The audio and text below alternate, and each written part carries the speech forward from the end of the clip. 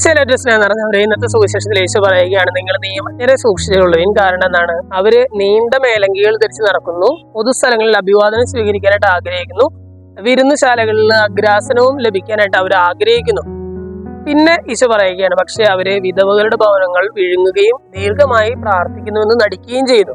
ഇതിന്റെ അപകടം എന്താണ്? ഈശോ പറയുകയാണ്, നിയമജ്ഞരെ നിങ്ങൾ സൂക്ഷിക്കണം. കാരണം അവർക്ക് കുറെ ആഗ്രഹങ്ങളുണ്ട്.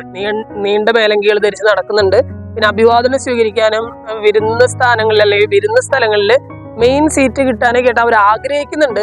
പക്ഷെ അവരുടെ പ്രവൃത്തികൾ നേരെ വിപരീതമാണ്. കാരണം എന്താണ്? വിധവകളുടെ ഭവനങ്ങൾ വിഴുങ്ങുന്നു, ദീർഘമായി പ്രാർത്ഥിക്കുന്നു, നടിക്കുന്നു. പ്രാർത്ഥിക്കുന്നു എന്നുള്ളതല്ല തെറ്റ്, മറിച്ച് ദീർഘമായി പ്രാർത്ഥിക്കുന്നു എന്ന് നടിക്കുകയും ചെയ്യുന്നു.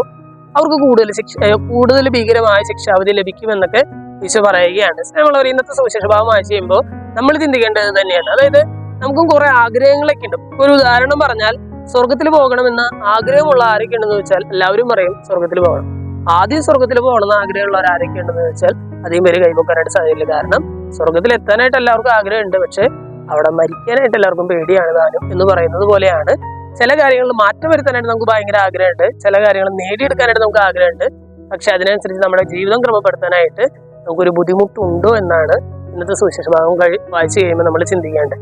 സ്നേഹമുള്ളവരെ, ഈ സുവിശേഷ ഭാഗം വായിച്ചു കഴിയുമ്പോൾ നമ്മുടെ ജീവിതത്തിൽ എന്തെങ്കിലും മാറ്റങ്ങൾ വരുത്തണമെന്ന് ആഗ്രഹമുണ്ടെങ്കിൽ അതിനനുസരിച്ച് ജീവിതത്തിൽ മാറ്റം വരുത്താനുള്ള ഒരു കൃപയ്ക്കായിട്ട് നമുക്ക് പ്രാർത്ഥിക്കാം. നമ്മുടെ പ്രവൃത്തികളിൽ അതിനനുസരിച്ച് മാറ്റം വരുത്താനുള്ള ഒരു കൃപയ്ക്കായിട്ട് നമുക്ക് പ്രാർത്ഥിക്കാം. ദൈവം നമ്മെല്ലാവരെയും സമൃദ്ധമായിട്ട് അനുഗ്രഹിക്കും.